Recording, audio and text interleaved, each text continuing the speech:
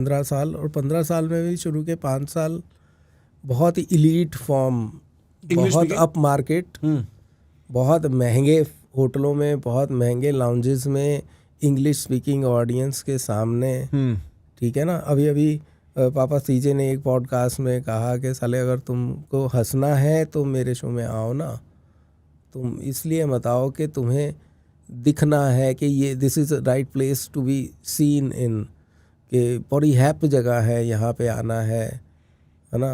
या मैंने समझा नहीं मैं, क्या मतलब कहने का मतलब ये कि क्योंकि आप स्टैंड अप कॉमेडी देखने इसलिए जा रहे हो क्योंकि कूल ये है, इन है, हाँ, कूल है, कूल है। या मैंने एक नया एलवी का बैग खरीदा है, मेरे को सबको दिखाना है, जो उस गए ऐसी की तैसी में, ठीक है ना, जोक सुनने नहीं आ रहे लोग। तो मतलब ये जो चीज़ें थी ना पहले के 5 साल में बहुत थी। अच्छा, सोशलाइजिंग का बहाना था, मतलब वो एक ये था कि एक इम्पोर्टेड चीज़ आई है नई मार्केट में और चलो देखने चलते हैं, ठीक है ना। डिनर करने तो हमने वैसे भी जाना है 50,000 रुपये का, तो ये भी देख साउथ दिल्ली, हाँ, वो बहुत था। हमें बड़ा एजुकेट किया गया कि अगर तुम हिंदी में कॉमेडी करोगे तो तुम्हारे कॉमेडी को कॉमेडी नहीं मानेगा कोई, ये था उस टाइम तक। सर ये टीवी शोज नहीं आ चुके थे, लाफ्टर चैलेंज वगैरह? नथिंग। अच्छा, ये तो बहुत बाद में शुरू हुआ है, और उसमें भी स्टैंड अप कॉमेडियंस को बड़ा कन्फ्यूजन था। वो अपने आप को बड़ा मतलब वो देखते थे उनके साथ मिला के हम, मतलब जैसे बॉम्बे के कॉमेडियंस थे उस टाइम पे, वीरदास के ग्रुप थे, एलियन चटनी, कार्डिनल बैंगन्स, तन्मय भट्ट, आवेश मित्यु, रोहन जोशी, ये सब लोग लिखते थे AIB में स्केचेस लिखते थे वीरदास के लिए लिखते अच्छा थे। AIB नहीं था तब, AIB से पहले ये लोग सब वीरदास के राइटर्स थे? वीरदास के राइटर्स थे। अच्छा,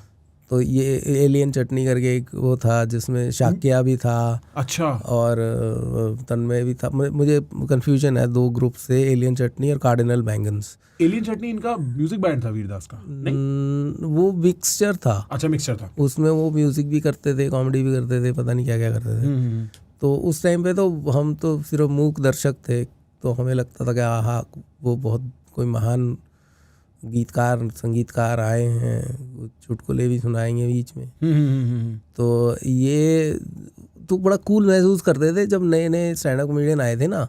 फिर अचानक से टीवी पे कॉमेडी आ गई, ग्रेट इंडियन लाफ्टर चैलेंज आ गया। बहुत सारे स्टैंड अप कॉमेडियंस जो उस टाइम पे स्टैंड अप कॉमेडी कर रहे थे, उन्होंने भी ऑडिशंस दिए और वो सब के सब फेल हो गए।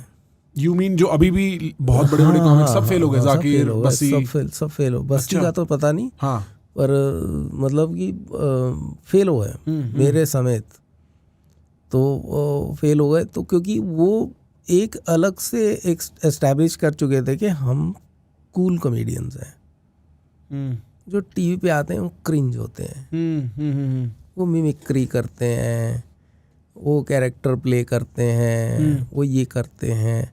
और बाद में मार्केट इतनी बड़ी हो गई कि जो लोग उसको क्रिंज बोलते थे वो भी अपनी मूवी प्रमोट करने के लिए वहाँ पहुँच गए, ठीक है ना। पर वो तो एक खैर बहुत बड़ा रेवोल्यूशन का पार्ट है, पर हमें मतलब कि ज़्यादा इसमें घुसने की ज़रूरत नहीं है। पर वो ये कि हम लोग जो हमको ये सिखाया गया, पहले तो ये सिखाया गया Hindi comedy is not stand up comedy. फिर हम जब स्टैंड अप कॉमेडी ट्रांसलेट करके अंग्रेजी में करने लग गए तब हिंदी बड़ी हो गई,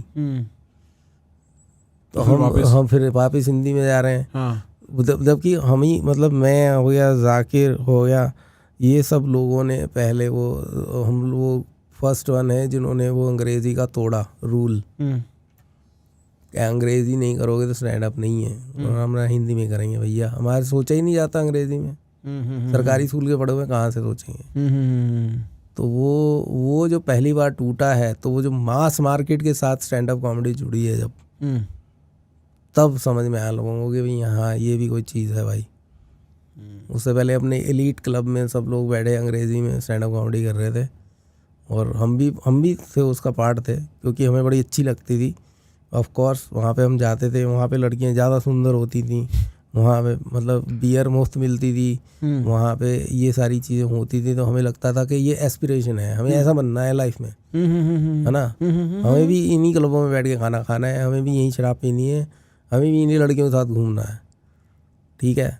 वो एस्पिरेशन वाला मार्केट था। तो पर हमें लगा कि नहीं, हम सोच नहीं पा रहे अंग्रेजी में भाई, है ना। राइट।